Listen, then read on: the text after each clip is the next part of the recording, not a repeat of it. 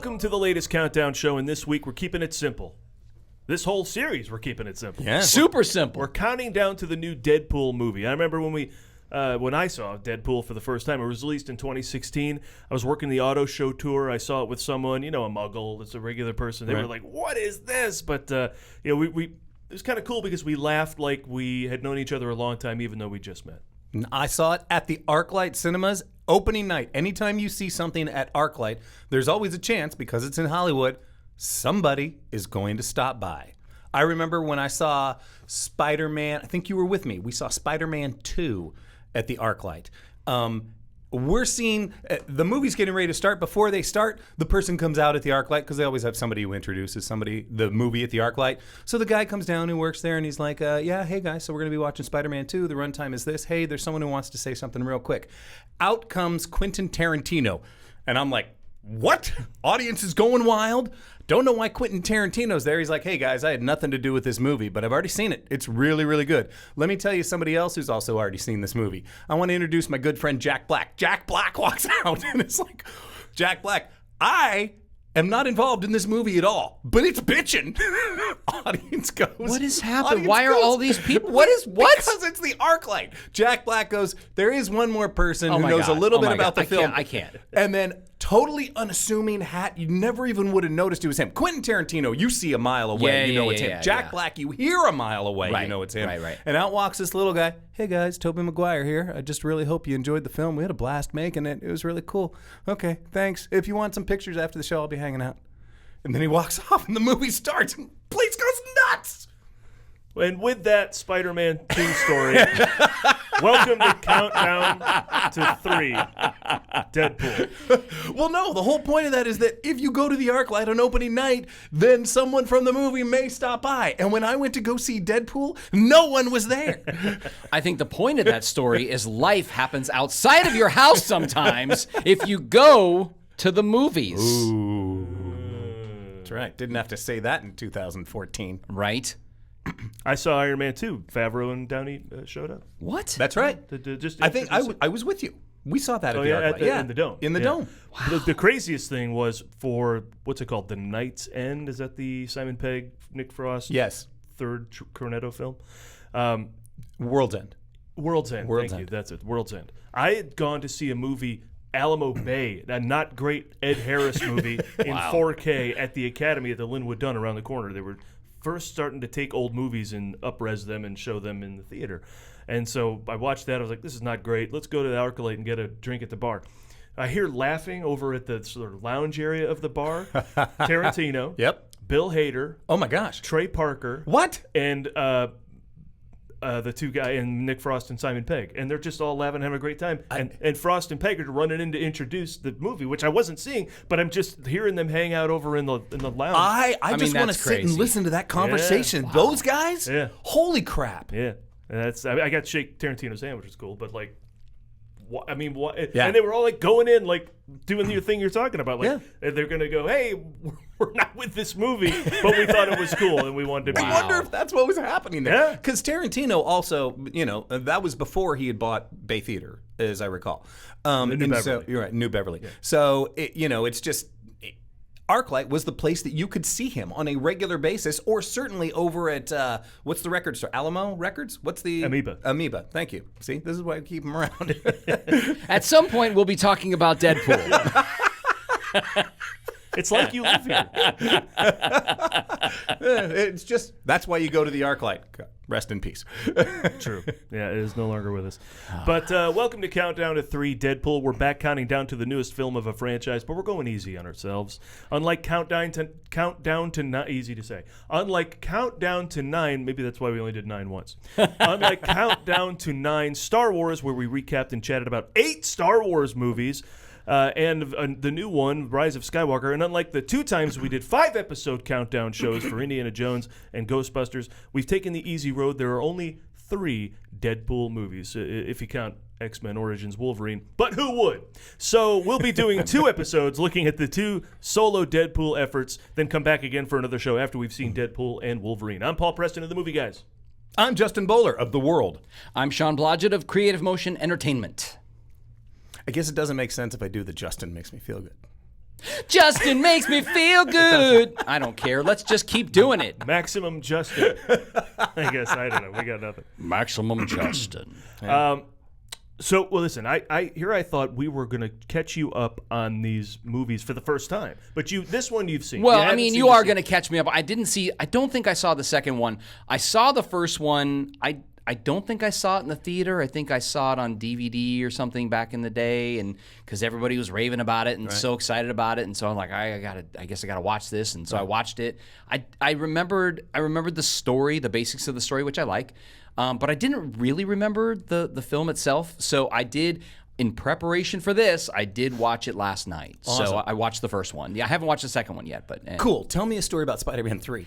Spider-Man 3, well, the weird thing about that is when he gets the black suit from the Venom thing, and then there's like Venom movies too, which I haven't seen yet either. But I mean, there's just a lot of confusion about Spider-Man 3, but Tobey Maguire is great. Yeah, and Topher Grace was there when I saw it. Yes, which is confusing because Topher Grace and Tobey Maguire look a lot alike, and then it's just confusing the whole movie. You're like, hey, there's Peter Parker. No, that's a different character. Right. Sometimes it's Are we in the multiverse? Brothers Macmillan, is that what it was called? What was that movie where it's like all three of these guys are unknown. I can't tell which brother is which. The Ed Burns movie. Yes. Yeah. Well, Gyllenhaal and to stay on Deadpool, Gyllenhaal and Tobey Maguire did a movie called Brothers. Yeah. A Jim Sheridan film. So. And which we'll cover in Countdown to 2 Brothers, which is coming out soon. But so, all right, we'll talk about your take on it now, revisiting it. I'm excited to talk about that. I don't see how you don't know if you saw this movie because it's in your face in the biggest way possible. I totally agree with that, and there's a lot to unpack with that statement alone. Yeah. Yep, and we'll get to that a little bit after we're done talking about Spider-Man. I think this is a great tie-in to some of the stuff that's coming up with the movies about In Your Face. Okay. Right? Okay. Because I don't know if you've seen the popcorn buckets that are coming along with Deadpool. Yes. If you have not, the commercials for the popcorn buckets are nearly rated R. I have not, and I'm going to go look for them because that's hilarious. Did you see the Sand Snake popcorn bucket for Dune? 2, yeah. Okay. Oh, yeah. I genuinely think those people made that thing and they weren't thinking that this would lead to something else online. And we don't need to go into what it led to, but it just went in a direction they weren't expecting.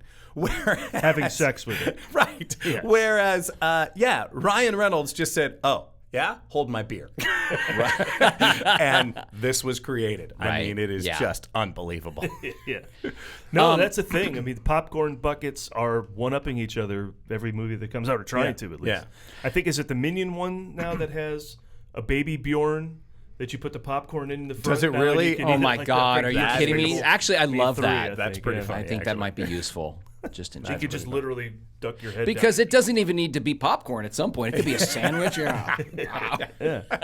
Next, it'll just be a feeding trough. Yeah. It won't even be a Bjorn. It'll just be one of those. I'm so hungry, You tip your head up and it comes down. we want to talk. We want to talk about X-Men Origins Wolverine. Do we? Technically, it's Wade. Exactly. That's what I was. But it is technically Wade Wilson's first appearance in a movie. But keep going on the Deadpool and Wolverine front. With the new movie coming out, what is the latest? Okay, we got, first off, I don't know if you're aware of this. All right, Inside Out 2 broke box office records just this past week. Which right? I'm excited for. That's great. I saw last night. It's outstanding. Made a whole bunch of money. They are Amy expecting... Poehler was it? No, it's not. And I watched it in my living room, which was weird.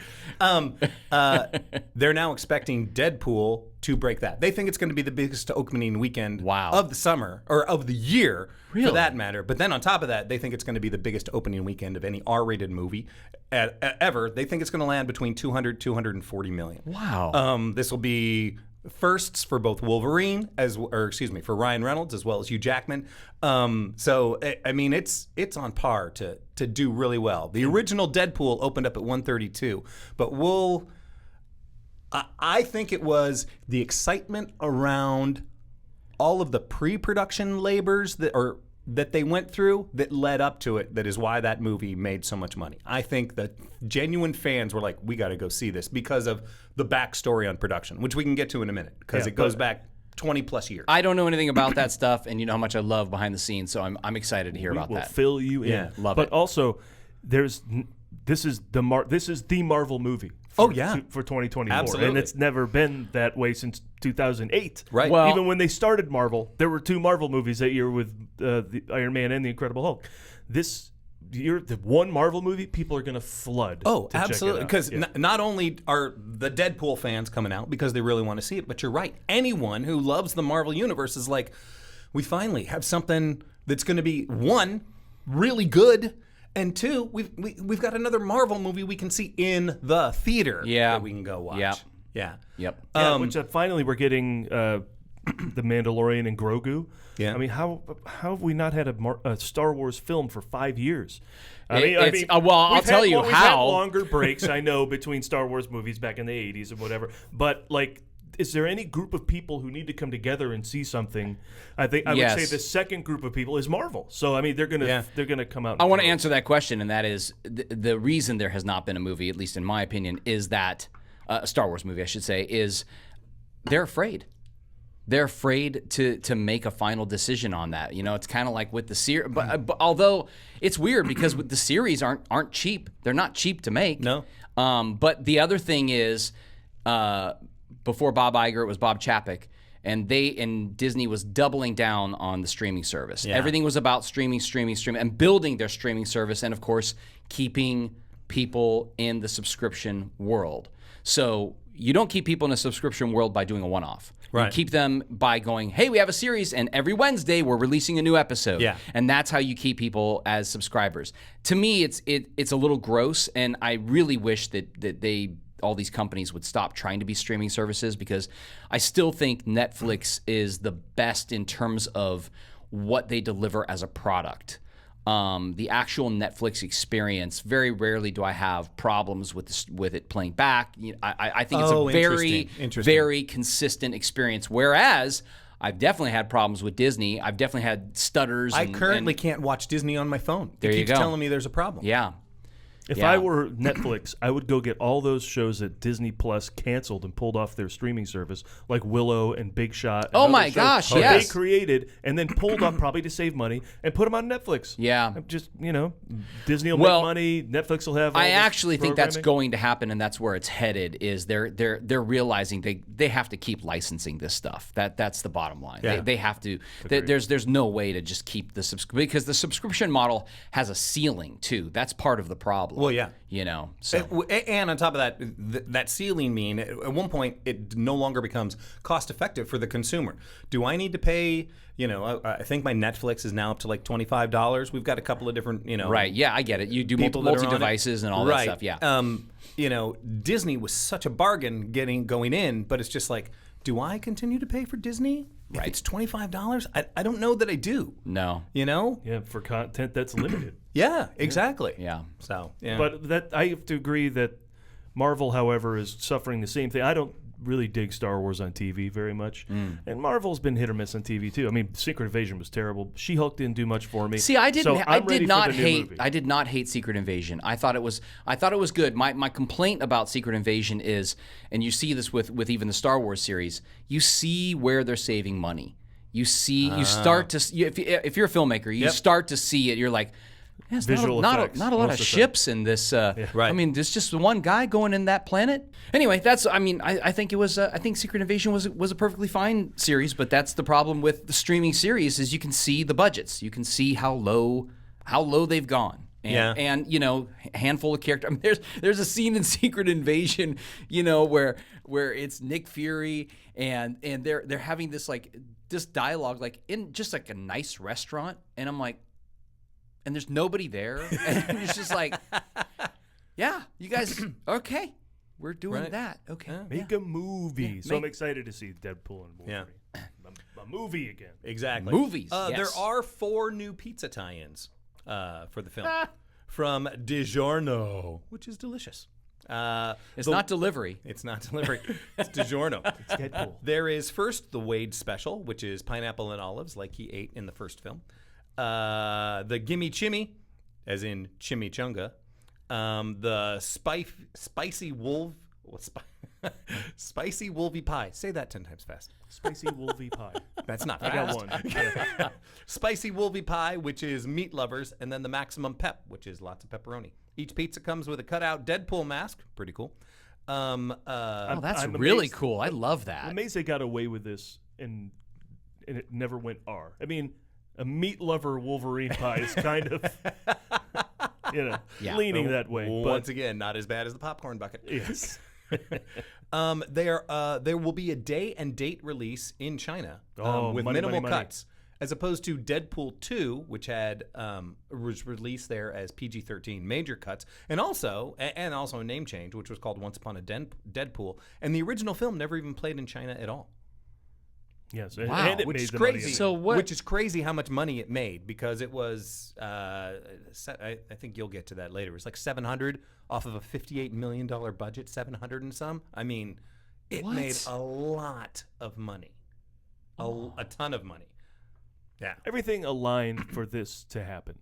We've got Logan dead, but we've got the multiverse now. Yeah. We've got Hackman.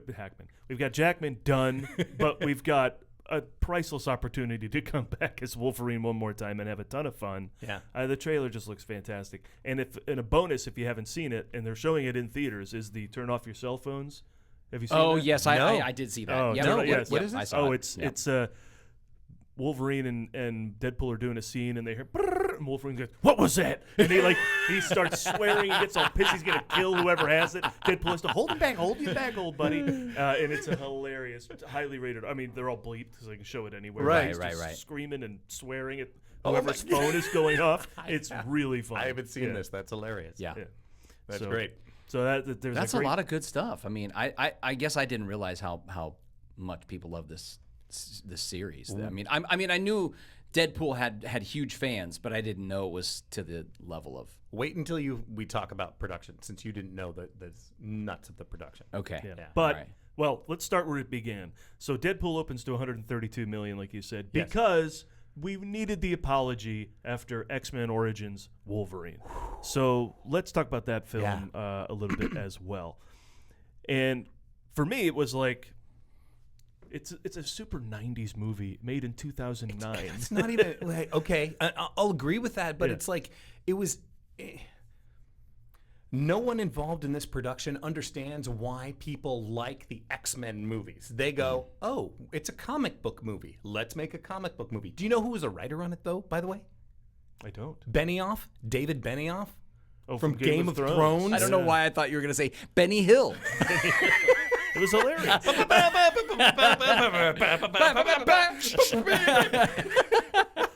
An old man comes through, he slaps him on the head.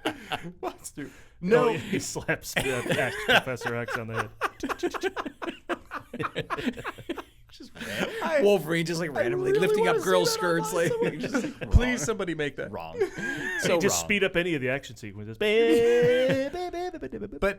no, there was nothing about.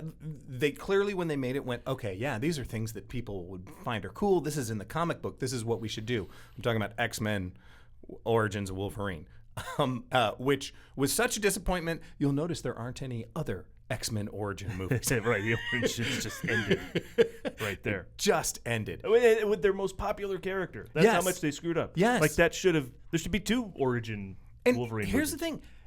Everyone who's in it is great.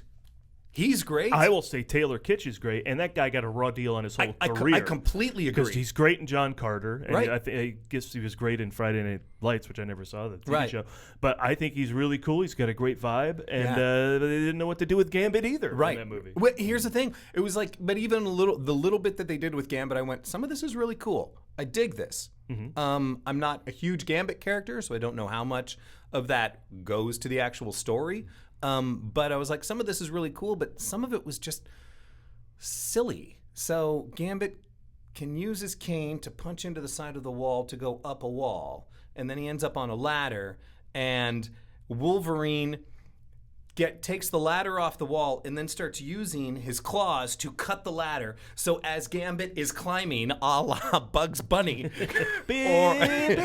Wolverine is doing this as it's coming down. So it never hits the ground. And I was just like, at that point, I just went, Wow. yeah, like Yeah. what? Who said yes to this? Yeah. Well, but I think this happens a lot with all of the things that we love, because what ends up happening is it's a franchise. People start going, well, all we have to do is X, Y, and Z. Yes. And it's not true. You still have to have a story that people care about. You still have to deliver a film that is impactful. And now I think we've become almost, I don't want to say just like trained for it, but we expect that we will somehow be grounded in reality. Right. We will somehow be grounded in truth. One of the things about the X-Men movies, people have forgotten about the original X-Men movies. The original X-Men movies were cutting edge. They changed everything. They did. Because they were some of the first superhero movies that said, we can make a superhero movie and we can be poignant. Yeah. We can make a superhero movie and we can talk about, essentially racism and things like that. Bigotry. We can talk about things that matter within this world, right? And get us thinking about these things differently. And it was like, oh, this is based in a sense of truth. Oh, yeah. And we're exploring something beyond just, oh, it's a cool comic book movie. This is about something more. And that's one of the other things about, X-Men in general, is what's so important about those movies is the whole mutant thing is about bigotry and all of this. Oh, That whole thing absolutely is, and it's such an interesting storyline. And of course, Deadpool takes it to the next level. I mean, the grounding of truth in Deadpool it's intense. I agree. It's really intense. I mean, the fact that he has cancer and he's got a short time to live, and what does he do? Whatever. Yeah. Whatever he can. Between that and Gambit, I recommend X-Men 97 animated series on Disney+. Yeah. They handle Gambit's character very, very well. And, of course, the whole plight of the X-Men. A lot of times you got to go to the animated to like DC hasn't done anything really for me that I get super excited about outside of Chris Nolan in their films, but boy, their animated films are fantastic. Dynamite. X-Men 97, which of course has our dear friend Isaac Robinson Isaac Smith. Robinson. True. Okay, Isaac so Smith, shout yeah. out to him. As He's Bishop. awesome. Yes. He voices Bishop, and but that is handling the X-Men well. So if you thought Origins was like, bleh, check out X-Men 97. I can highly recommend it. I wouldn't say all the casting was great in Wolverine, in X-Men Origins. Will.I.am? Not really necessary. Black Eyed Peas, Will.I.am. Okay. At the same time, I don't think he's bad. I think that character is just unnecessary, and there's no reason to put a name in it. But it's just like Tony Houston is good. Danny Houston, yeah, Danny he's Houston. good. But so is Brian Cox. Exactly. All the casting on even the Josh Hellman who played the young Stryker. Their casting's been great for that character. Yeah, none of my problems with this movie were of any of the actors. I thought everything there was great. Liev Schreiber, fantastic. Oh yeah. But it's just some of these action scenes. It's just so cliche. Is there anything more cliche in an action movie of an explosion and our hero walking away with the explosion in the background? There's absolutely nothing more cliche. Yeah, I don't know of a shot that's been done more other than, I don't know, the Paramount Mountain. Right. Yeah. Yeah, no, there's a lot of cornball stuff like that. When they finally say he's Wolverine, so they cut to he wants that to say Wolverine on his army tag. So they cut to the army tag getting pressed. Yeah. And for no reason. The shot no where reason at all. Agent Zero shoots him with a sniper. But it's an origin story. We have to know where that thing. I want to know. Where did he do you get the make a dog tags? tag? Yeah. I mean, I don't understand. Well, there's a lot of cornball. There's a lot of melodramatic, and even all that nonsense with the Blob. Just the whole franchise was screaming for James Mangold to come in and take it over. It really was. Which he did. It and get him really away was. from Origins. Put Wolverine on adventures. Yes. Just have him have adventures. And he did. And, okay, this goes back to now. How is Deadpool figure into this film? See, we were going to talk about Deadpool. Now we are. So originally this was supposed to be. This goes back to pre-production. Let's talk about this film. Then we'll talk about more of the pre-production. It was supposed to just be a small cameo part. But they knew that Ryan Reynolds was really great and that he was born to play Deadpool at the time. But yet nobody knew what to do with Ryan Reynolds in Hollywood. And then they changed it completely from what Deadpool was to this thing. It's just like in X-Men Origins Wolverine, he doesn't have his katanas. They come out of his arms like they do the claws for. Because he's kind of like Taskmaster. If you remember Taskmaster from Black Widow, who could copy had the Captain America shield, could copy everybody's powers. Oh. Right. This was the ultimate evolution of the X-Men, that he could copy everyone's powers. Right. But that's not what Deadpool is. In this movie, Wolverine is experiment number 10. Right. Deadpool is experiment number 11. So he's more advanced. But it's just like they sew his mouth shut. And they're like, wouldn't it be funny Merc if we sew with his the mouth. Exactly. Yeah, everyone keeps saying you talk too much. Everyone's, he makes his quips. Everyone's angry about him because he's always funny and he doesn't take anything seriously, and then they sew his mouth shut and it's just like, what? Why would you do that to this character? Huh. And this is still while they are planning on making another Deadpool feature film. It's absolutely nuts, some of the choices that they made with this film. Between Fox and Sony, it's clear that all this stuff just needs to get under the Marvel Studios banner. Oh, yeah. And when they do, That's for certain.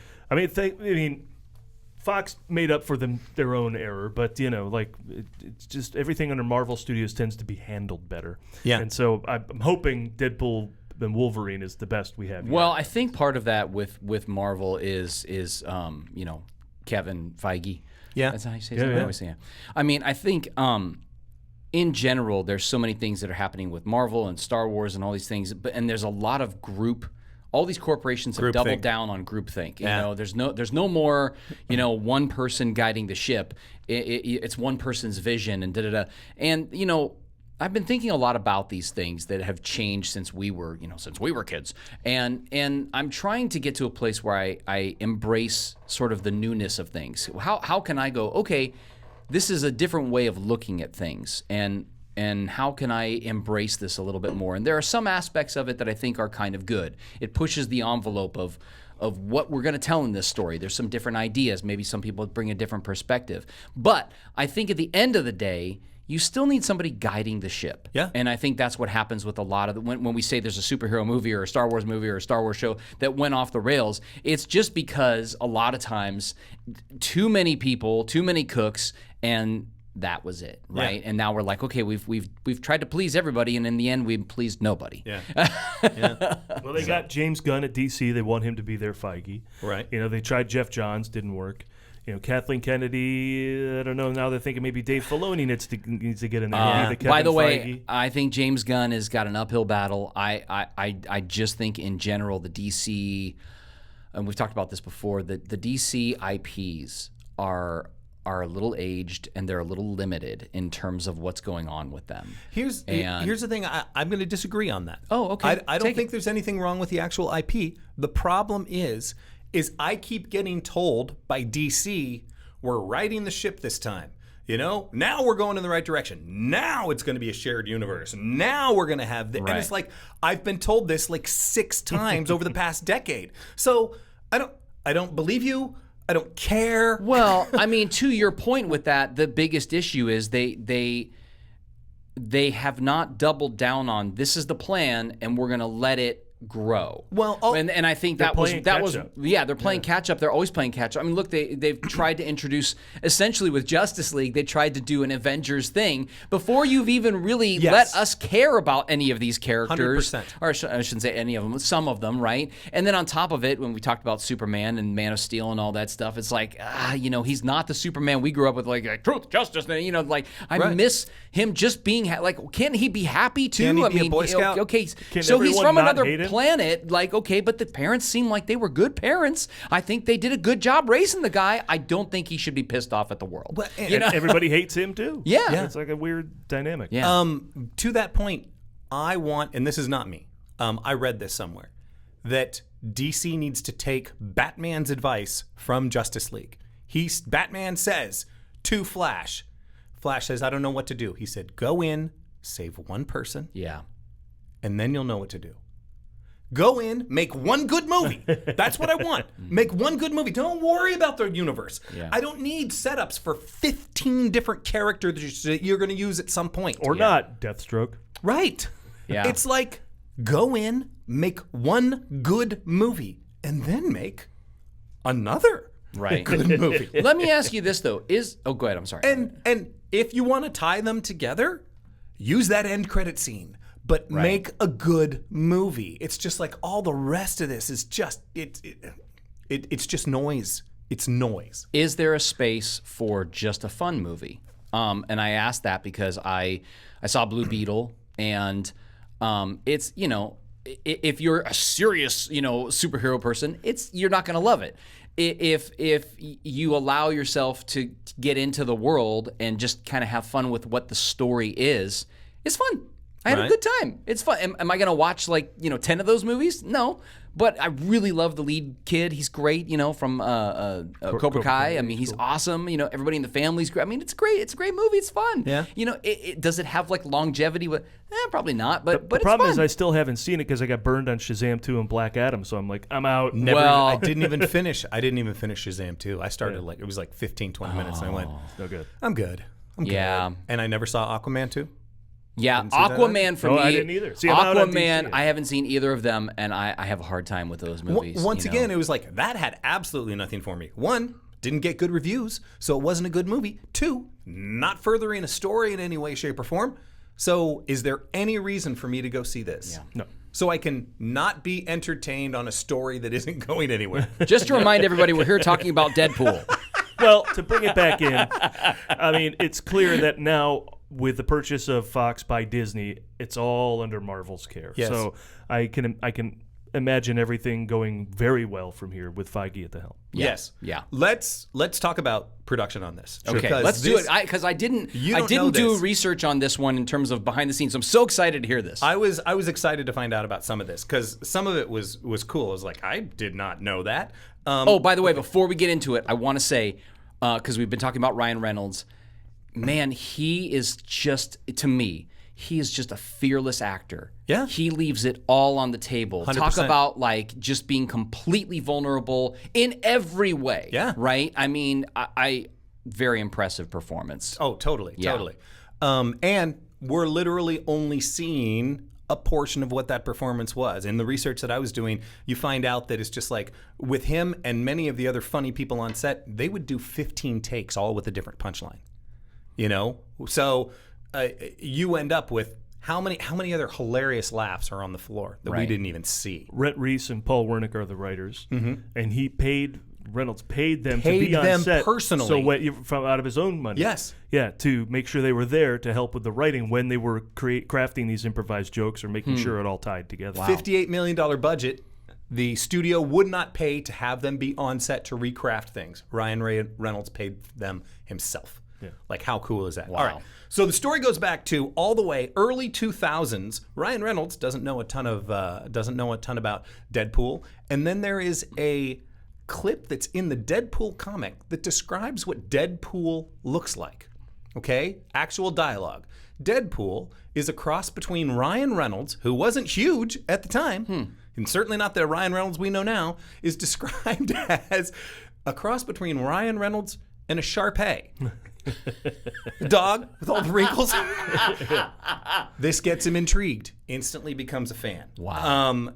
He finds out that a buddy of his, someone that he used to work with on Blade Trinity, is currently writing a script. It's now 2004. Currently writing a script with New Line Cinema. New Line Cinema is interested in 5 making years this. before X-Men Origins. 5 years before X-Men Origins. Could have avoided that. Right. He goes in, meets with Jeff Katz, head of New Line Cinema, and he's like, Ryan Reynolds is the only person that can play this part. This is absolutely a part for him. Wow. But rights are in rights hell between 20th Century Fox and the X-Men films. It's just like they can't do anything with it. So it essentially dies. March 2005, Fox now gets interested in making possibly the Deadpool film all by itself. But first, they've got an idea. Okay, let's introduce him in a cameo in X-Men Origins Wolverine. So now he gets involved. Now, do they do that as a test? Like, are people going to get excited? What is the purpose of that? I would think it is similar to what Marvel has now come to perfect, which is introduce, we saw Black Panther. Our introduction to Black Panther was in Winter Soldier, right? And Civil War. No, Civil War. was it Civil War? Yeah. Okay. Oh, yeah. Anyway, Civil War, and it's what? I don't know. Yeah. Okay. No, that's right. Yeah. With just the action sequence. Yeah. That was Civil War? Yeah, and Okay. that was the introduction of T'Challa and T'Chaka. Okay. All right. So introduced there with just an amazing action sequence, right? Right. Okay. So here we are in that movie where it's just like, now we're going to spin him off and get his own. So they originally at least wanted a cameo for him. Ryan Reynolds, now that they know is going to be a part of it, they're like, this guy's great. Let's rewrite the script. Let's make the script better. Give him a bigger part. He now becomes one of the major bads in X-Men Origins. The downside is once again, there's lots of problems with X-Men Origins, which we've already gone over. Just like this character and what are we doing to this character? Right. So they they go, and at the end of this movie, X-Men Origins Wolverine, Deadpool dies. So they go back and they shoot a clip, a post-credit scene where, because he has regenerative abilities, where his hand is crawling over to his head because his head has been separated from his body. And so you assume, oh, okay, Deadpool's coming back. Well, then, okay, so that's 2009, and Wolverine, to critical acclaim, does not make much, or does not go well. However, it does make money. I mean, it's Hugh Jackman. How could you not want? How could every X-Men person not want to go see this movie? Right. Then Ryan Reynolds does Green Lantern. And that's 2010 to 2011. I don't remember. 11. Okay, 2011. let's pause for 1 second. So he's already done this Deadpool Yes. Cameo. Yep. But then he jumps and does Green Lantern. Yes. Was that a paycheck, or was that he liked that character?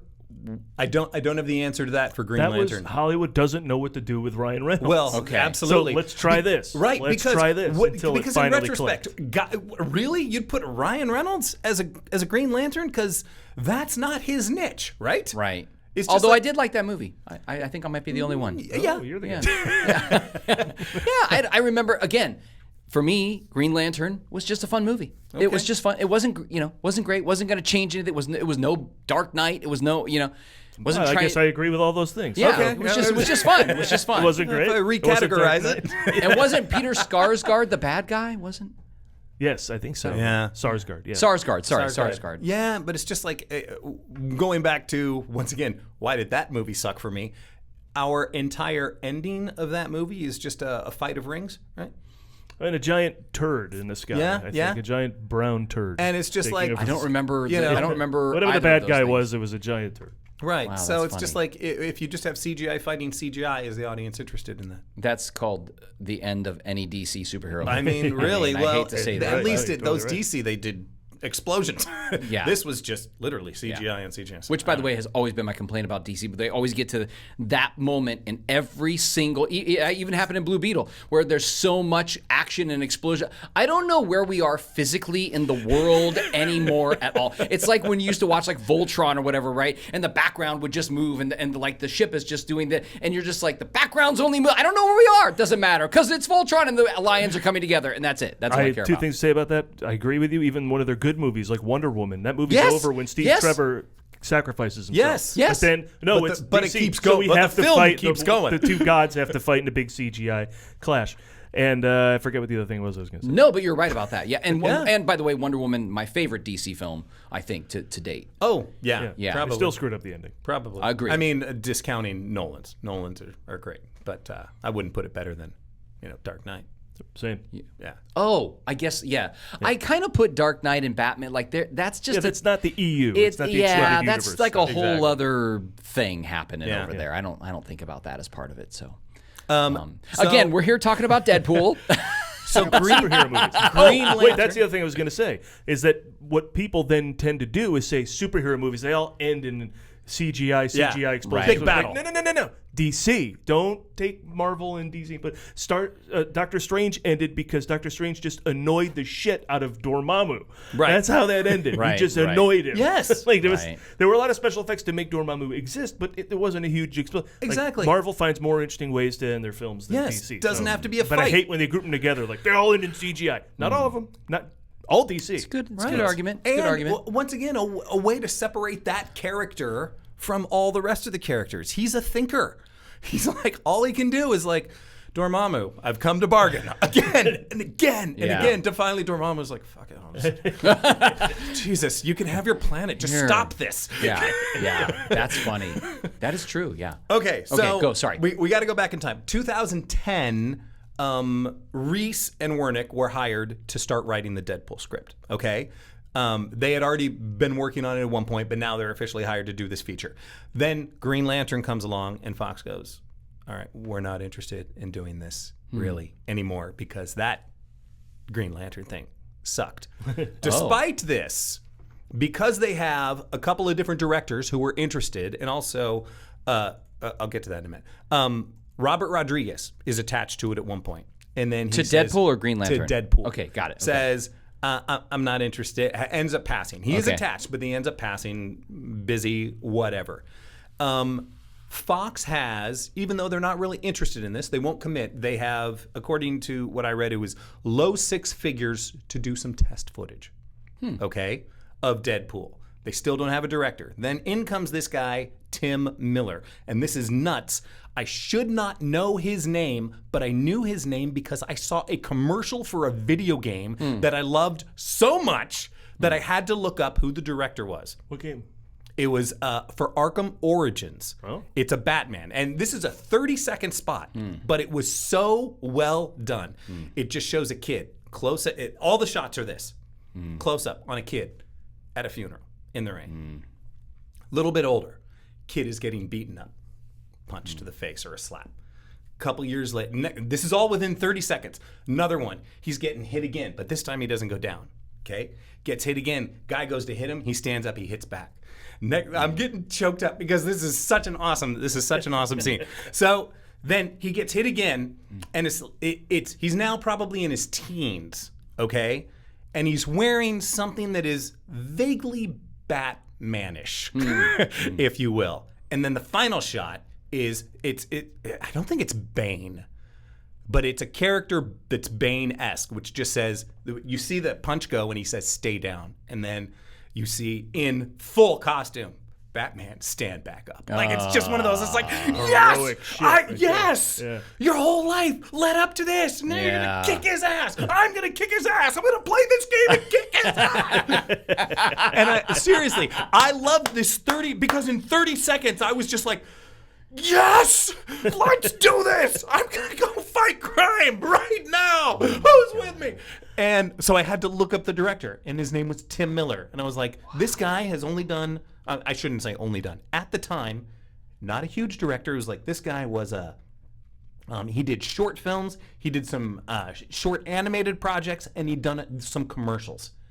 And then ends up getting Deadpool. Wow. And so he becomes the director on it. He's got this small amount of money to do some test footage. And do you know what the test footage was that they made?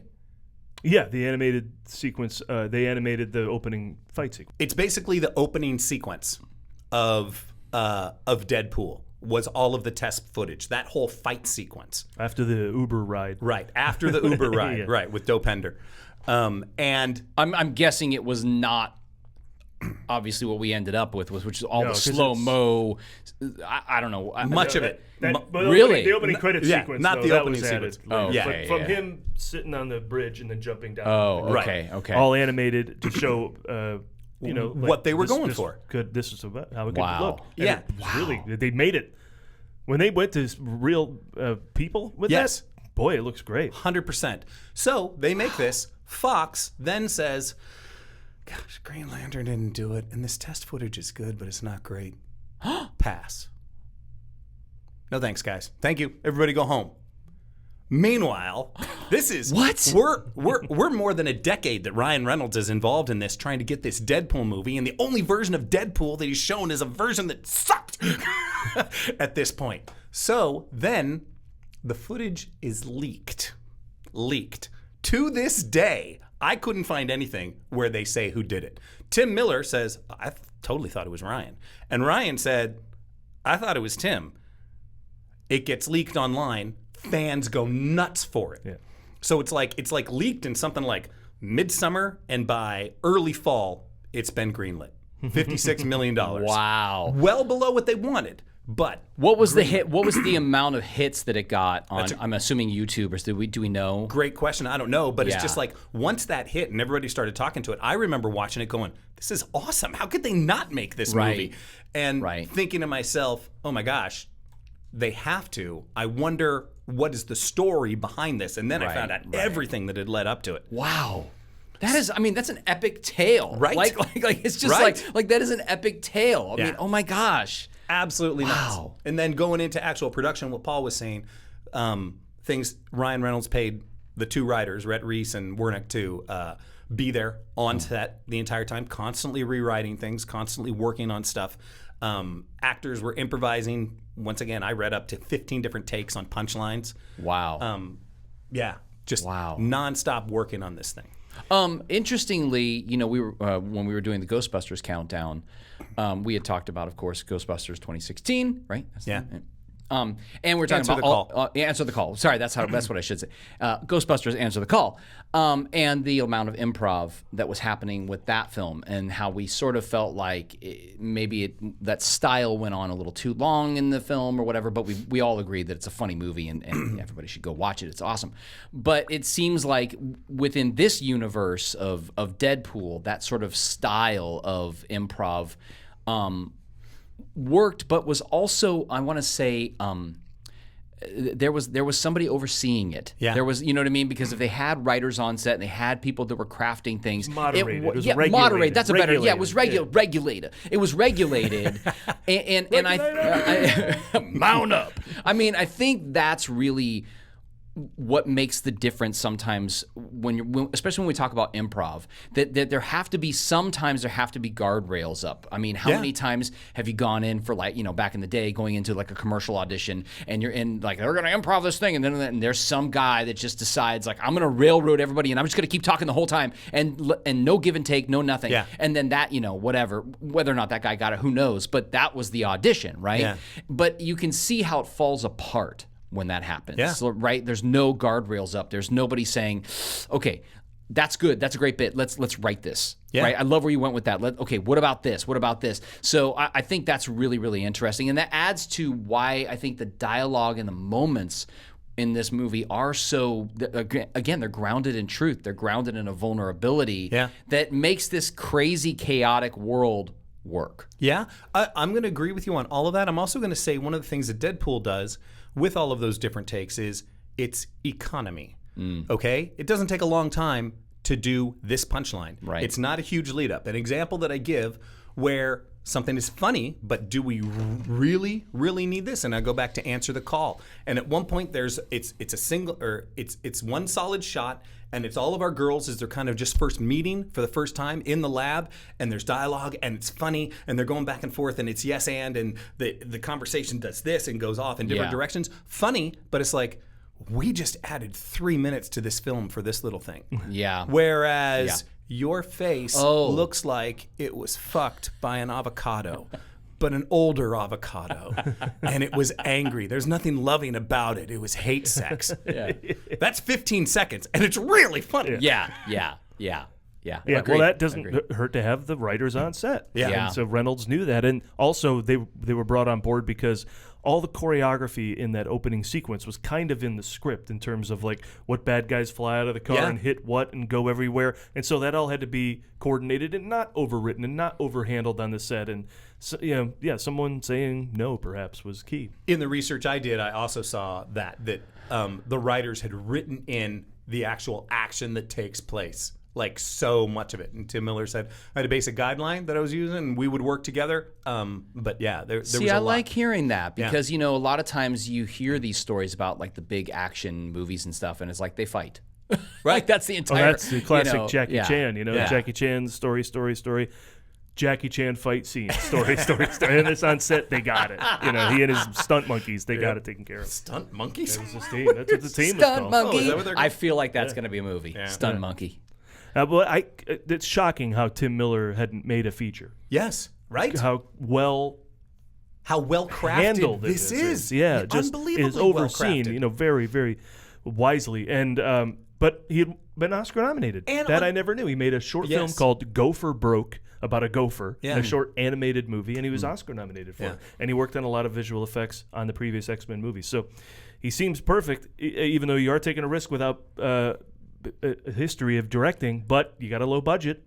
He just, Reynolds just trusted everybody. Oh, yeah. Paid off. He's done a great job of finding the right people. I will also say $58 million? This movie looks spectacular for that. It looks like... that doesn't even seem... I can't even... I mean... It can be done. Yeah. Yeah. It's just nuts to me. I mean, $58 the end million. sequence, what is that?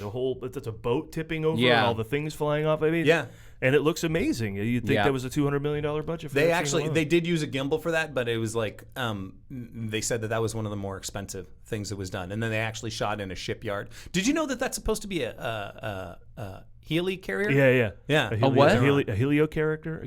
Carrier. A heliocarrier, the old that you've seen in the other Avengers films. Yeah, What? That's what they're supposed to be fighting on.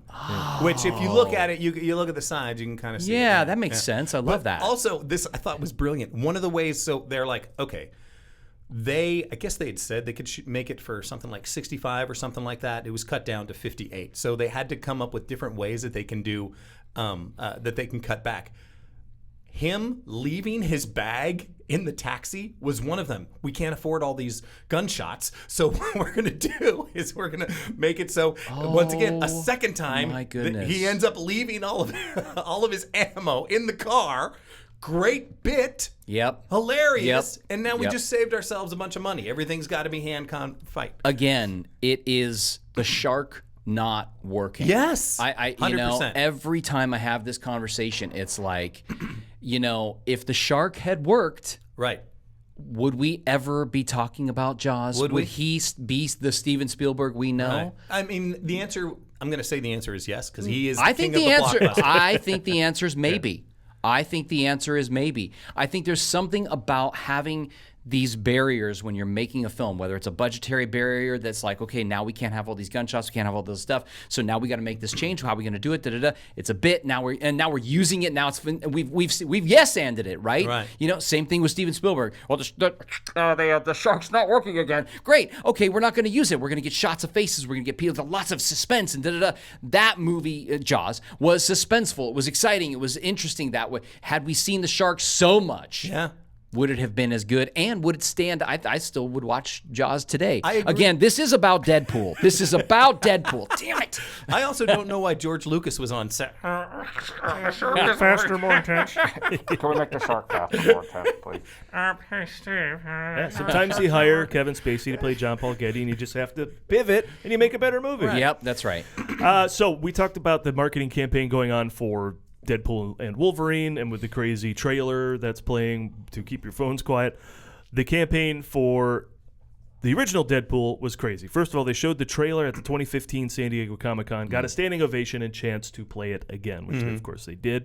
They had something called the 12 Days of Deadpool at Christmas time, where they would reveal or release different things, and they were all tied in with various Fandango and other things. So something weird came out every day. For Halloween, Reynolds released a video with himself in the Deadpool costume interacting with a group of children dressed as X-Men. He asks them questions such as, how many of you have taken a human life? Deadpool hosted a PSA that ran during The Bachelor, instructing men how to check for testicular cancer. Posters sold the film as a romance. Even today, you probably remember him making the heart shape with his hands because it opened on Valentine's Day. So 132 million opening on Valentine's Day is also crazy impressive. Oh my God! So all July these women. 27th, Deadpool and Wolverine's going to be nuts. Oh, yeah. All these women are like, oh, we're gonna go to the movie. It's gonna be so romantic. You have said this before. What makes a movie great? Love. Love. And right off the bat, this is not a hero story. This is a love story. Yep. I'm no hero. Right off the bat. You're right. Yep. They had 100%. certain posters that had emojis of a skull, the poop emoji, and an L, so Deadpool. That people thought was childish and brilliant. And of course, you've probably seen Reynolds spoofing the classic Burt Reynolds on bearskin photo. Yep. And then Reynolds ran Fox's Snapchat account for a while. So there's a lot. They did a lot to get people excited to go. And so I mean, kudos to the marketing team for their influence on that. I mean, I have to believe that there was some people going, let's do this, and that they were open to it. Yeah. I mean, they knew how to do that campaign and how to utilize those tools, because they're all of that stuff, Snapchat, whatever social media platform, it's all just tools, right? IG at the time, Instagram at the time, still much smaller, and he was the one who released all of the Deadpool memes without anything. Right. So fill in your own bubble for what Deadpool is thinking. It was just shot after shot after shot of Ryan Reynolds doing stuff. Right. 10 to 20,000 tweets a day on Deadpool that jumped to about 90K after the movie opened. Wow. And so this would prove your point. It proves social media can open a film. Perhaps one of the first times that's that really was interesting. that big a thing for something a lot of people interesting. didn't know what it was. And then the trailer comes out preceding Fantastic Four, and it says it's from Fox, the studio that inexplicably sewed his fucking mouth shut the first time. So, I mean, I could just see the Fox guys going, "Hey, we want to do a testicular cancer PSA." Okay, we screwed up X-Men Origins. Go ahead. Like how many times can we apologize? But also, I think there's also an element there of just like, we only spent $58 million on this thing, and so what do you want to do for marketing? Sure. I want to know when we something that's cheap. Yeah. Take over the Snapchat account. Yeah. It costs nothing for Ryan. Give me the password. I'll be nuts and weird, and we'll get some buzz. Exactly. when we get these numbers, 58 million. Is this really all in? Is that including the marketing? Oh, I'm sure campaign? it's not. Probably not. I have to That's believe the that film it's budget. not. That was because- production yeah, budget. Yeah. But again, it's something called added value, and there's not a lot of it in entertainment anywhere. But the film Maxine is coming out. I was talking about this beforehand, but I don't think you guys have seen X, Ty West's slasher film with Brittany Snow and Mia Goth. And then he's making a trilogy. Then he made a movie called Pearl, which is about the old creepy lady who owns the barn they shoot this porno in X, and her origins as a crazy person who wants to be a star. And now Maxine will be the final girl from X and her adventures after that movie. The point is, Maxine put out a trailer, and it included a phone number at the end. It said, "Call Maxine." So you call her, and she'll say some lines from the movie, but you text her, and you get written back. You can get like her headshot and like all this crazy stuff. I'm like, this is fun. Yeah. This stuff is fun. Yeah. Do it, And so there's a whole, now my friend's doing trivia about the trilogy, to try and win more fun stuff, wallpaper and things for the fun. Like all this stuff is fun. And so That's really interesting. for them to go, we don't have a budget. What else can we do? And to find all these fun ways to make the movie interesting is just key and lost on a lot of people today. Gives you so much flavor of the film. Yep. Yeah, but added value. That's the key word missing in much of entertainment today. James That's the Cameron truth. and David Fincher were two people who championed the script, so every time it was falling under, They had worked with Tim Miller. Yeah, Oh, wow. they jump in and say, keep this going, guys. That explains the bullet up the butthole. That's Fincher. Yes, it's got to be a Fincher thing. Took several hours to put makeup on Ryan Reynolds' face, 6 hours for full body. So you talk about his. Wow. He was probably just naked and covered in nasty No, makeup I for a lot think of he those was scenes. wearing some kind of a suit. Yeah, That's yeah. I think he was wearing some. But kind still, of a you suit. talk about But his still- bravery But in still, this movie. totally brave. Yeah. Yeah, absolutely. Yeah. I'm also going to say, Willing to do anything. Yes, exactly. at the same time, if you're Ryan Reynolds and you got Ryan Reynolds' physique, okay? guy. I mean, that moment where he takes off his shirt where I he's know. with Monica Baccarin, at that one point, I'm just like, he's just showing off at this point. It's the glamour shot a la that Brad Pitt did the same thing in Fight Club. Yeah. Where he comes up and it's just like, I know you did 30 push-ups seconds before that shot was Right. taken just to get yourself a little inflamed. I didn't know that when these guys do these shirtless or nude scenes or whatever. I just recently heard that a lot of them do like full on like fasting or like they don't have like they're not having water, like they're like Water depriving pills. themselves. Absolutely. I'm like, wow, Yeah. this is a level of commitment. Because as an actor, sometimes you're like, gosh, I never got to that place where I really worked out and got that kind of. And I'm like, oh, because I just didn't do that, and that's a lot of. Fasting. And of course, they're being paid to do that, and that's part of the job. But man, it's a commitment, and it takes a toll on their bodies, I'm sure. Oh, yeah. I mean, my Fasting, goodness. water pills, enemas, you name it. Yeah, whoa, buddy. Yeah. That's a lot. Okay, what about the breaking of the fourth wall? Now, I think the bits and the jokes within that are super funny. Does it break our reality? No. No? Because that's the character in the original comic book. It was nonstop breaking the fourth wall. Yeah. Yeah. Okay. Yeah, it's different to commingle him with other characters. Like clearly, for Colossus and for Colossus specifically, we hadn't seen Negasonic Teenage Warhead before, but Colossus had been in X-Men movies, and they're clearly, presentational, representational movies. Wait, had Colossus been in X-Men movies? What was he in? X2. And he was in Wolverine. He was? Briefly. He was in X2? Yeah. In X2. Oh, yes, that's right. He was just like a dude, and then like he would transform into the. He's a dude. That's his character, but he's just never a dude in Deadpool. He's always metallic. Yeah. But to see them interact, it's like, okay, well now we're just combining worlds, and it'll just continue. I guess. But also, I feel so sorry for your wife. I mean Colossus specifically mentions it in that opening sequence. He's like, "Who are you talking to?" Exactly. He's like, talking to them.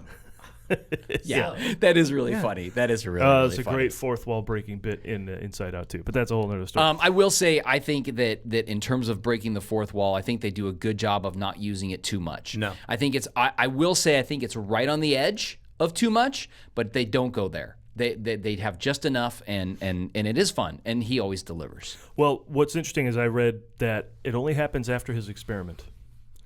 All the flashbacks to him falling in love and being all that stuff until he comes out of until he's in the suit. I love that on the wall talking, listening to the radio. Miller, Riders. Look at that. Then it's like, let me tell you my story. Yeah, it's really, but really good up till stuff. then, it's what's the word I'm looking for? Up till then, it's representational, and Yeah. then it becomes presentational. Interesting. But there's also a big plot here talking about his experiments that we hadn't really seen. Forced mutation. I thought that was interesting. Yeah. I mean, because just like zombie movies, by the time The Walking Dead started, I'm like, we've covered everything with that. And then The Walking Dead starts, I'm like, haven't done half this stuff. Yep. They came up with new stuff. And so I think that's something I hadn't seen before, even, 9 X-Men movies in. Yeah. Right. Like forced mutation. Like they would just kept working on the guy until they could bend him. And that was interesting and scary. even the way to do it. We have to shock your body. We don't know how we're going to shock it. We have to shock it. Yeah. So cold, they go through electric. Cold, electric, go through so many different things, and it's not until the explosion. What is the? There's a little shift. What is the background of The Boys? Is that a DC? It's Amazon and it's new. It's just fresh. I don't think. I only mention it because book. That certainly it did. Yeah, I remember when that comic came out. And it is a comic. The Yeah, Boys? it was comic. Okay. And but I was just curious because it seems very similar in terms of like the compound V and the injection of just that same kind of storyline. When did The Boys come about, and when did for the comics and was Deadpool in the 90s in terms of comiks? That's a great question. I think it was. I think it was a late 90s to the internet. So because I think The Boys was in the 90s as well. Okay. Or late 80s, one of the two. So, but I don't know if it had. I don't know if that original one had Compound V or all that. I don't know what the actual comics. I don't know how close they are to what the show is. I didn't read much of it. But going back to the brilliance of Ryan Reynolds, there are moments in it where, once again, he was born to play this part. I think about simple little things. Okay. Let me interrupt before you get on the thought, because I'll put a tag on Okay, I was just trying to find I was just doing filler. We'll save that. Please don't lose it. But I think I would say Deadpool 1990, The Boys 2006. So yeah. Wait, in terms of when they were show. introduced. No, in the comic. Oh, in the comic. Yeah. Oh, wow. I feel like I remember a comic with The Boys. Was there a Homelander comic book? It says debuted in October 2006. The series concluded in November 2012. Huh. Okay. Well, there it is. All right. Continue. But what I was going to say is, speaking of a guy who's born to play the part, so many little things that it's just like, this is funny, but Ryan Reynolds makes it great. And the example that I give is in that opening sequence. He's got his limited, which apparently came to be known as the 12 bullet sequence. Right. Right? So he's shooting at the motorcyclist. 3. And then finally kills him and drops in another 2. He's used 5 bullets on this motorcycle guy. Right. Okay? And as soon as he finishes, he goes, he's looking at his gun. And he's angry. He's like, damn it. Worth it. Yeah. Then another thing happens later on where he's just like, he uses another bullet, which he doesn't need to use. And he goes, bad Deadpool. Bad Deadpool. Then he kills a guy with one, and he just goes, good Deadpool. And he just walks away. And it's just so simple of just like, those are funny lines. Yeah, I can make them funny. I don't make them brilliant. Right. Ryan Reynolds makes them brilliant. His choice, if you watch the subtlety of just when he says, good Deadpool, it's just such the motivation or the subtext is, I'm talking to a puppy that just did something right. Yeah. Good Deadpool. Yeah. Yeah. Like he's brilliant. How often is Ryan Reynolds in the suit versus stunt folks? Does he do a lot of his own stunts, or is it a lot of stunt folks in that suit? I can't speak 100% because I didn't research that, but he is a very physical guy. Yeah. He's kind of enjoyed he wanted to be action hero after Van Wilder. If you've seen Blade Trinity, which was obviously the third. I was going to say, which one was it? I think it was the third. fifth. It was weird. It was so weird that it was the fifth Blade movie. It's really odd. I think it was called Blade 2 Trinity, and that's why it was 5. But I would imagine he does a decent amount of the stuff if he can, yeah. Because the reason I bring it up is because wearing a head-to-toe suit, and then delivering the performance. There's a couple of things I want to mention. As an actor, like physically, when he's doing a bit, bad Deadpool, good Deadpool, he's got a physicality with the like it's almost like a button to the joke, right? And those kinds of little just like the little shoulder shrug and even when he does that, it's like his whole body gets activated or whatever. And those little, whether they were actual choices or it's just him being him and he's awesome. Those things make the joke, right? It's the difference between landing the joke and kind of landing the joke, right? Yeah. Like he absolutely lands the joke, and it's a little bit, and it's a little like, but it's enough to go, that's awesome. You know what I mean?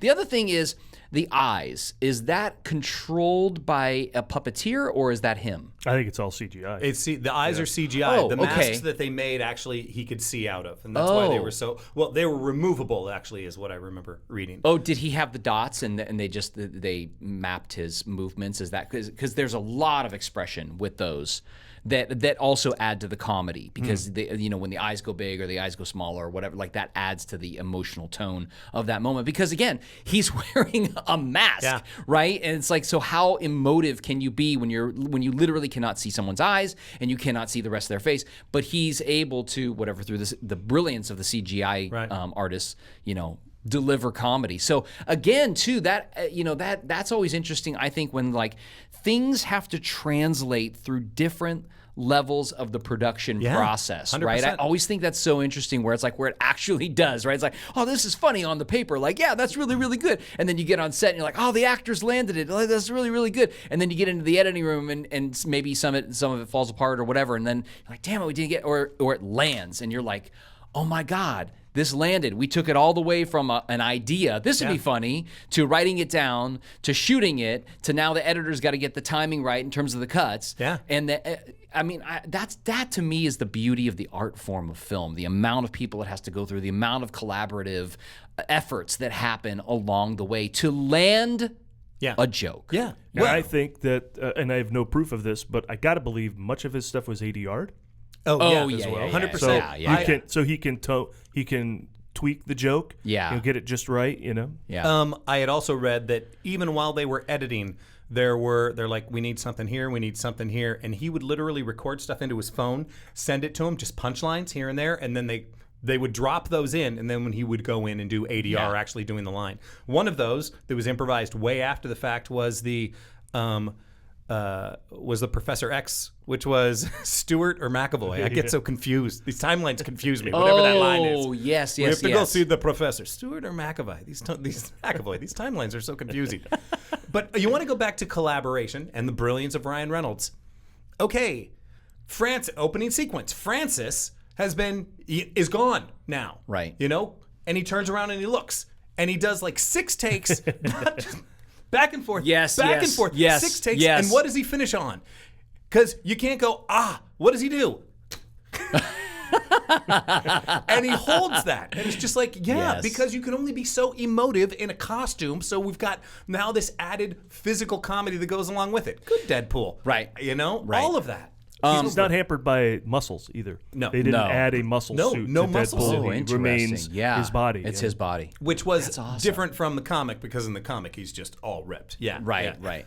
I think one thing we should talk about is Loki, because that series definitely ties into Deadpool 3, Right. Deadpool Wolverine. I think that obviously we're going to see the TVA, and did you guys watch that series? Oh, yeah. yeah, Oh, yeah.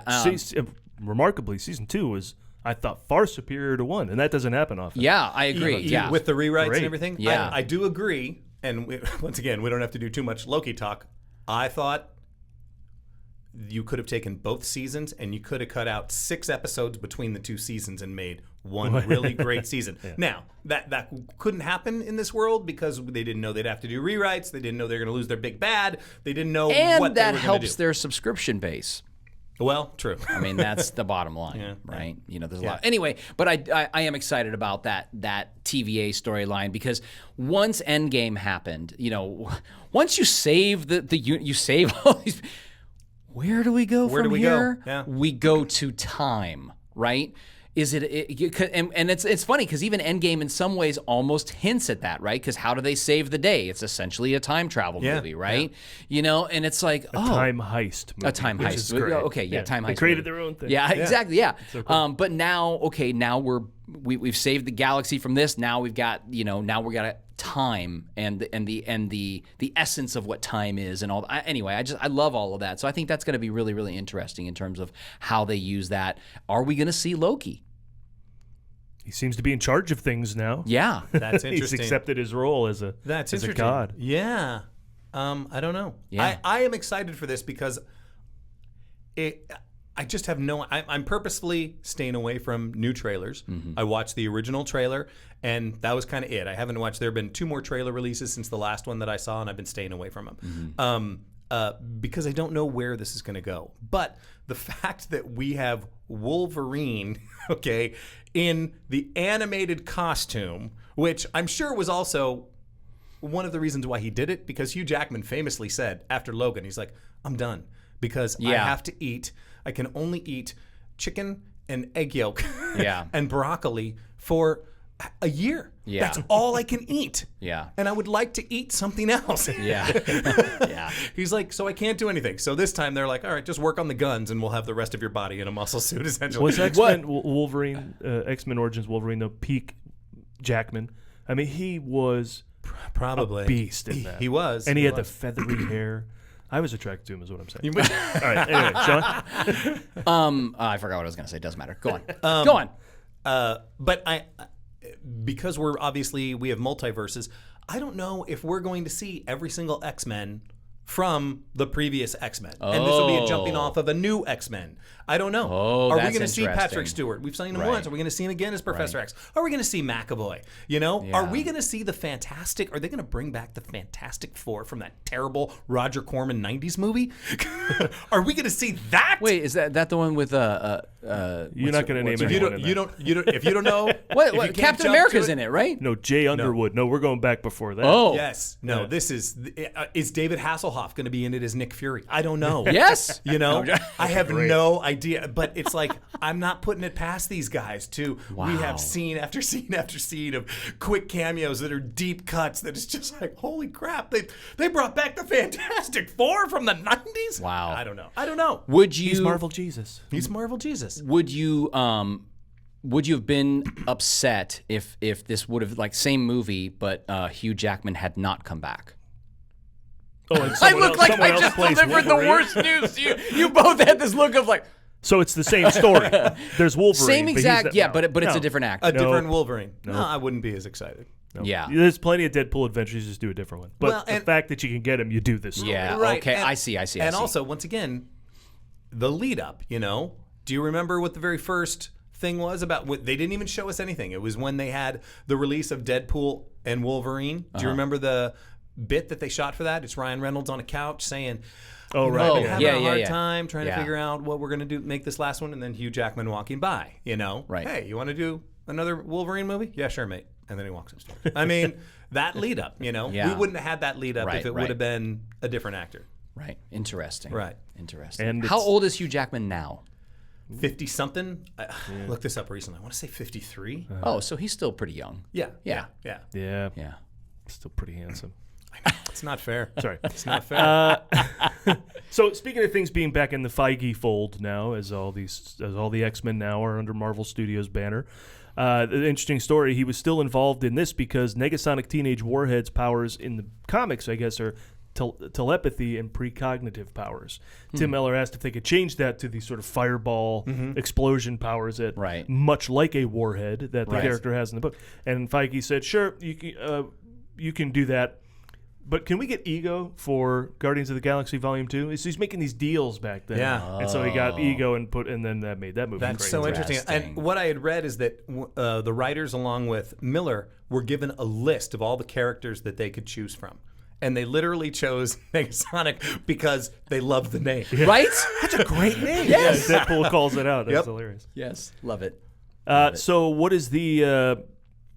anything else first you want to bring up before I talk about like the after? Well, we're not going completely into Deadpool, the first movie, right now, right? So is that correct, or are we? No, we have been. We have. Oh, okay. I wasn't sure if this was like the intro episode, or you know what I'm saying? Like, is this our intro? No, we're just doing 3. It's clean, so we can just talk about this film. We haven't talked about any of the other characters. I mean, the lead female who I love, Monica Baccarin. Oh my God, she's spectacular. Morena. She's absolutely beautiful. Monica, I love her the in third everything name you've she's gotten wrong. in. She's fantastic. She's great. awesome. She's absolutely beautiful, and she's super talented. She's so good. She's so believable. She's also super vulnerable in everything she says in this. Of course, I loved her in Firefly back in the day. Yeah, I mean, my God, you're just like, who is this person? Like, just awesome. Lights up the screen. Yeah. Which is difficult to do in Firefly because everyone in Firefly was so good. Everybody was awesome. How do we feel about the bad guy? How do we feel about... Let me tell you a little fun fact. Fun fact about Monica? About Vanessa. In the comics, she had a character too, an alter ego called Copycat, which is a metamorph character. But they decided to do away with that just to keep the love story simple and focus on Deadpool. Yeah, that makes sense. You got to focus on Deadpool. Yeah. Because when they don't, you get X-Men Origins. Right. That makes sense. Yeah, I mean, she was just... Anyway, I just had to say she was great in the film, and all the stuff they wrote for her. I think they gave them she a could have lot. been just a pretty, but she's very vulnerable. Very vulnerable. Yeah, absolutely wonderful. The guy in the bar, is that Ryan Reynolds too? What do you mean? That's not him playing the other part, right? Oh, the bartender? That's T.J. Miller. T.J. Miller. Oh, okay, because he sounds like his voice is kind of high, like Ryan. Like I mean, it's like there's a couple of times I'm like, is that Ryan Reynolds in the? Yeah, I don't think we'll see T.J. Miller in the new movie. I couldn't remember if he was in the second one. Was. Is he? Yeah. I had to look it up too because that came out in 2018, but I think they'd shot already. And it was around then he got Me Too'd. So we won't see T.J. Miller again. Yeah, he was literally removed from. He was the helicopter pilot, right? In Zack Snyder's. Am I getting him confused with someone else? Zack Snyder's zombie heist, maybe on Netflix. I think whoever that person was completely removed him, recast, reshot. Wow. Yeah. Wow. Yeah, he hasn't been on a project since 2020. So. Yeah. Wow. Interesting. Well, anyway, he's great though in the bar. He's very funny. He's very funny. The avocado line is one of my favorite lines. Yeah, of the film. yeah. I all that stuff is really interesting. And then the what's the name of the character, the blind lady? What is her name? Al or something like that? Yeah, she's awesome. She's just that whole sequence with them is so just it's more of that, weird and funny and really good. I'm excited about that. That's great. Yeah, she's fantastic. That's good. And we're going to talk about the villain. That's Ed Skrein, I think his name is. This is back when they were hiring Game of Thrones people left and right. So he's gotcha. one of those. That's what he's from. Okay. But if you looked at casting, he was aboard. They had cast him before they had cast Morena. Oh. Who's Morena? Vanessa? Sorry, I'm just not used to you saying that. Touche. Interesting. Yeah, they had actually. He was a part of the project before that. So it's kind of interesting. Writing wise, one of the things that I loved was at the very end when the big reveal comes that he has no way to cure him of his facial and body ailments and all this stuff, and that because the whole time that's what he's fighting for is to like basically so he can like go back to his woman because he doesn't think he can do this, and it's like I just thought that was a great reveal. I thought I that was awesome. Although I do, and I love the bumper after that, where he's just kind of like, that's basically the only reason I've kept you alive, and now it's over. Which was so great because I remember seeing it as an audience member of just like, there's no reason to keep it, and then he says the line. I'm Yeah. like, holy crap. Yeah. Yep. Oh Yeah. my God. And then I do love when Colossus starts the whole speech and they bring in the music like it's going to be this beautiful, like, oh, he's going to join the X-Men. Moments, Deadpool. Yeah. It's just like, and then you were going on and now you're droning on. And then he starts throwing up. Right.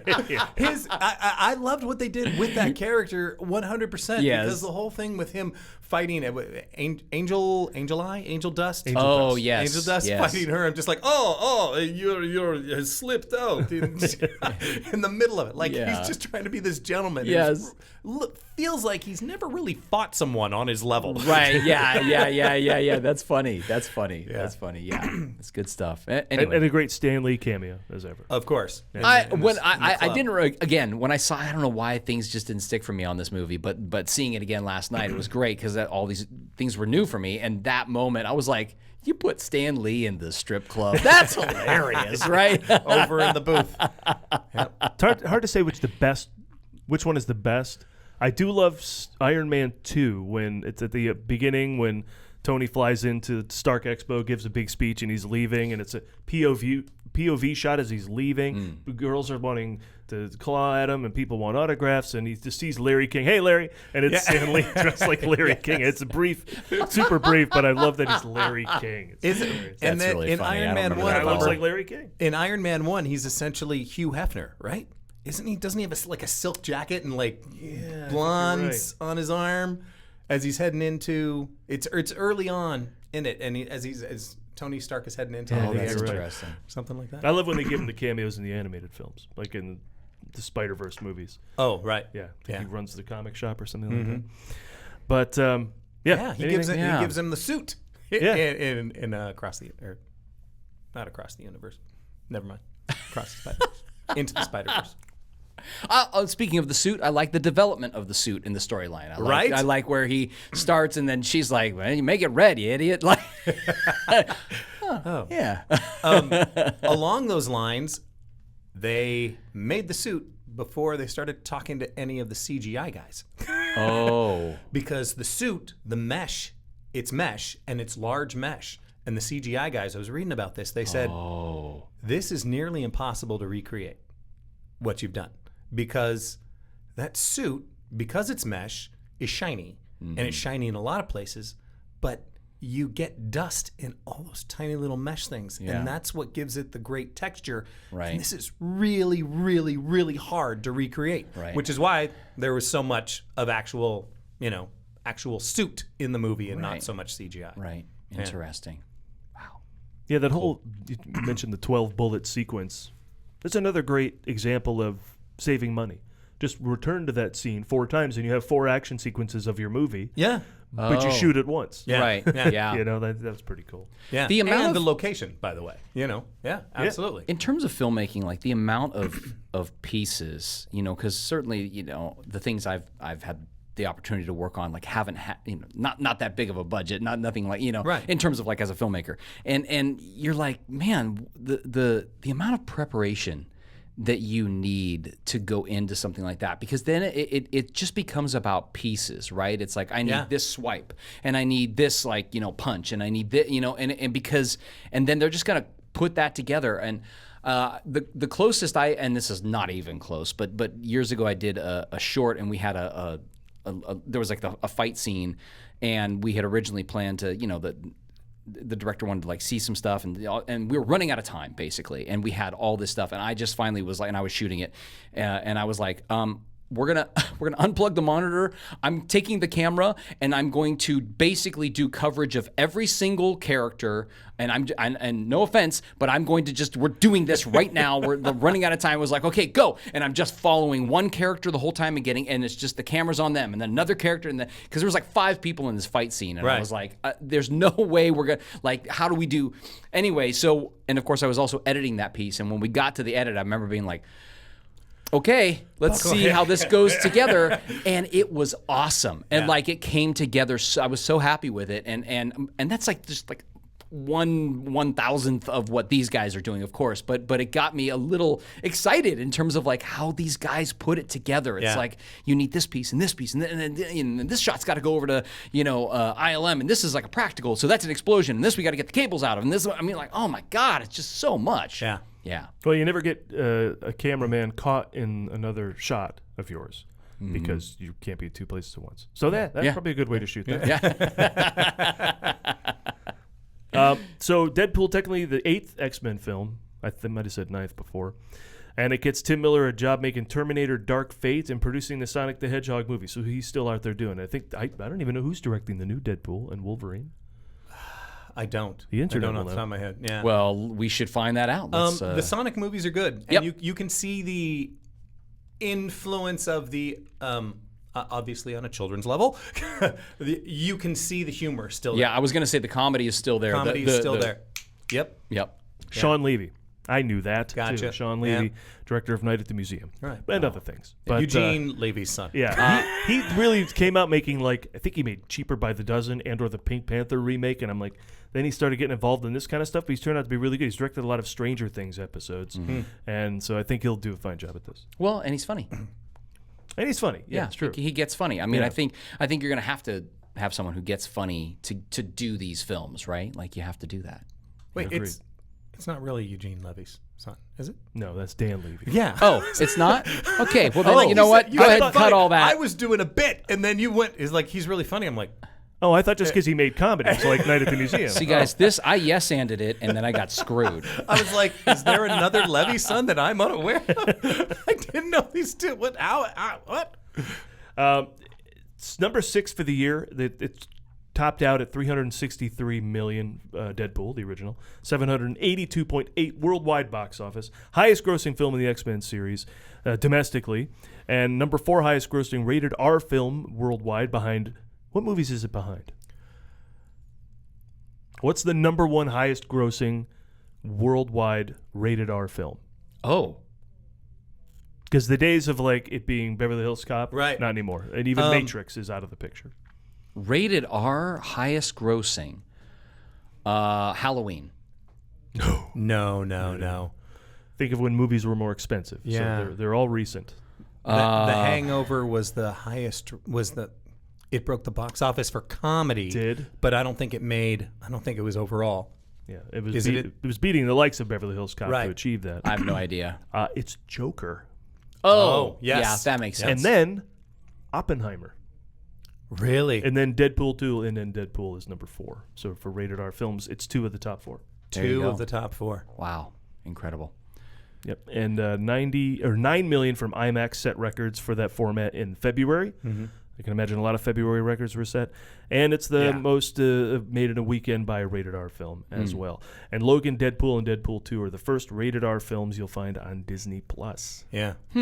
Oh, interesting. Yeah. Yeah. They recently did that. And they added just like, well, they're running out of content. Well, but they've also integrated Hulu into Disney+, which isn't quite there yet. It's that's where all the rated R stuff used to go. Yeah. Now they just put it all in Disney+. Now they're just like, kids are fine. Yeah. They have we got a setting. You set a setting. You're good. A parental setting. You know what? I'm do sure that it'll well. work. I'm sure it'll work. No child put can it change a setting. No child left behind. That's all I'm saying. Put it in your hands. Everything will be fine. Look, we grew up on R-rated films. We're fine. 85% of Rotten Tomatoes.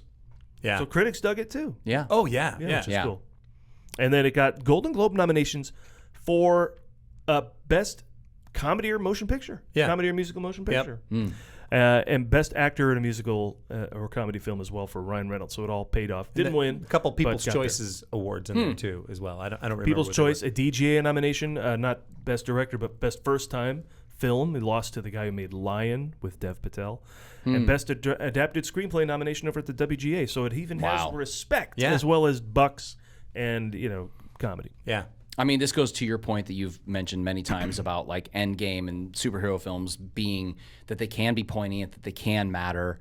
And obviously this movie struck that chord with people. And again, I think part of it is that storyline, I mean, you base a story on a character that's dying of cancer and then where does that go in the superhero world? I think that's a fascinating story. Yeah. You know. Yeah, have stakes. Yeah. For the love of Absolutely. God. That stakes are key, Yeah. and that's what a lot of No, people. I will say one of my favorite. Then you can have as much fun as you want. I Right. always say this about Raiders of the Lost Ark, and I'll say it again. The CIA guys come and tell you how important all this is. Yep. What we got to do to beat Hitler, and we're off to the races. Yep. We don't have to learn anything new about how to beat Hitler. You get the Ark. Yeah, And that's you know it. what? If we don't, we know what happens. Right. Because it was all set up. Then go have fun. Right.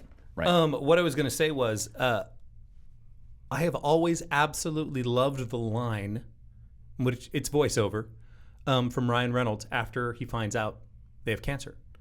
And he says, she's trying to figure out plan B, C, all the way through Z, and I'm just trying to memorize Her face. the moments, the contours of her face. Yeah. And I was like, that's reality right there. Yeah. That is real. Yeah. Yeah, and it finds time to do that. It finds time to be dark. This movie is super dark. Right. But trying to like have fun and at the same time, and it's a great balance. I don't know how he does it first time directing. It's super impressive. Also, too, just real quick, the opening scene with the pizza guy, that's I guess the second scene really, but man, that guy, that whole sequence again, everybody sort of, even the supporting cast, like firing on all cylinders. Like that guy is scared out of his mind. Oh, yeah, right. yeah, yeah. Like I mean, just really, really interesting. Great. And the bro is so broy. yeah. Oh, Yeah. yes, of course. Yes. Yeah. Yeah. So anyway, there you go. Deadpool, everybody. Deadpool, any Yeah. other thoughts? If not, that wraps it, and we'll be back. And already halfway through the series when we come back to talk about Deadpool 2. Once again, I'm Paul Preston. I'm Justin Bowler of The World. I'm Sean Blodgett of Creative Motion Entertainment. Tell us about Creative Motion Entertainment. Multimedia production company. It's a boutique kind of shop. We're doing everything from music videos to working on some feature stuff and lots of marketing and advertising. So if you've got a business, give us a call. The other thing I want to mention too before we end the show is, and I say it before, I'll say it again, just as Paul did earlier. Go to the movies. Go to the movies. Go to the movies. We have to keep going to the movies. I think it's important for our world, our society, and of course for the movie business. But it's about storytelling. It's about sharing. And I think it's earlier I was talking about sort of embracing this sort of new generation of storytelling that's happening that is different than what we grew up with, and I think sometimes in our age, sometimes we get to this place where like, well, it's this, they're watering it down and they're doing this. And like, I think, again, we have to double down on people should be able to tell stories and write stories and share those stories in the way that is also impactful for their generation. And I think we need to be supportive of that as well, in addition to hopefully the things that we love will continue in new and different ways that we're going to be excited about. So go to the movies. That's all I'm saying. Well, you know why Inside Out 2 had a $155 million opening weekend? Why is that? Like anything else this year so far, except maybe Dune 2. They didn't say it'll be out in 3 weeks on Disney+. Well, they just put it in the theater without any like day and date announcement. Like, even Young Woman in the Sea, which apparently is a great film about the first woman to swim the English Channel. That's the Daisy Ridley one. Daisy right? Ridley one, Yeah. right? Yeah. It came out for like 2 weeks, but it's gone. Now it'll be on Disney Plus in time for the Olympics to tie in to that. Yeah. But you don't get the hype was not big enough. Yep. But It was not big enough, and it should have been bigger. and I hear it's a great film. Yeah, and she's great. And I saw the trailer, and I was like, I want to see this. And I didn't get a chance to yet, and I'm small bummed that it's window. already gone. Yeah. The plan was to get it on Disney Plus for the Olympics, so it had a minimum window. But when you don't inflict that short window, you get Inside Out 2 blowing it up, and all the families and everybody's going, and we laughed our ass off. It was great. There you go. In the movie, they took out actually one of the classic scenes that was supposed to be in it, which I read about and I thought was cool. Like while she's swimming, a shark comes up, she pulls out a lightsaber, and then she starts taking out the shark while she's swimming. That's which I really thought was cool. really Yeah, I love that. It's,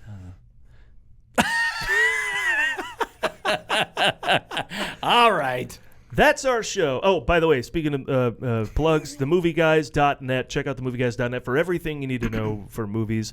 At The Movie Guys, everywhere on social. You can also follow us for nonsense. And I do want to point out, dig through the archives of themovieguys.net. You're going to find something called the Green Lantern Press Conference. It's an old sketch we did at The Movie Guys Live, which is a hilarious bit, if I do say so myself, where movie guy Adam Witt takes questions from the press about what the Green Lantern movie is, and he answers every one of them truthfully. And it gosh. sounds like the weirdest movie you've ever heard of. You in should your life. repost that on Facebook and Twitter Yeah, and all of our yeah, handles, because sure, that somebody. does sound hilarious. And then also for my birthday, the year Deadpool came out, Rhett Reese came to my garage and was the guest on the old movie Showcast, and we interviewed him. So Dynamite. check What year was that? It had to be 2016. I Okay. guess, right when the film Gotcha. came out. we should Yeah. tweet that Well, one you out. know, We should he tweet that one married out too. Our married- friend yes. Chelsea. I So said tweet. We should X that one out too. we should X that one out. Boy, too. that does not work at all. Yeah, so we got through to talk to him and invite him, and he showed up, and he was really cool. And now of course he's even writing beyond Deadpool. He's written 3 Deadpool movies, but Right. he's also written Life, I guess, that sci-fi Yeah, movie, and some yeah. other stuff. And he made that TV show. Absolutely So, brilliant. Yeah, so he's doing fantastic, and he was kind enough to come down. So check out that. It's a really fun interview with him. So those things are waiting for you at themovieguys.net. All right, that's episode 1. Thanks, everybody. See ya.